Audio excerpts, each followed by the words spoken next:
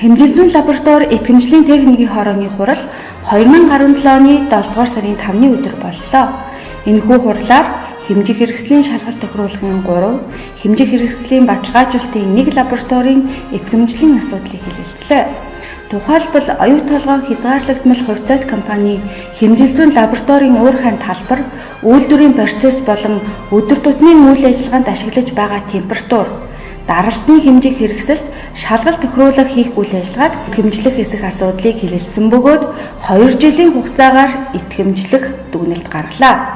Оюу толгой компани хэмжил зүйн лабораторийн тус байгууллагын хувьд анхны итгэмжлэгдсэн лаборатори болсноороо онцлогтой байна. Түүнчлэн Дархан уул аймгийн Дархан дулааны станд төрийн өмчит хувьцаат компани, Дархан дулааны сүлжээ төрийн өмчит хувьцаат компани лабораторийн үйлдвэрийн технологийн гурамд ашиглаж байгаа хэмжих хэрэгсэлд шалгалт тохируулга хийх үйл ажиллагаа, Төв аймгийн стандарт хэмжил зүйн хэлтсийн хэмжил зүйн лабораторийн хэмжих хэрэгслийн баталгаажуулалт, шалгалт тохируулгын үйл ажиллагааг итгэмжлэхээр мэргэжлийн дүгнэлт тус гаргасан байна.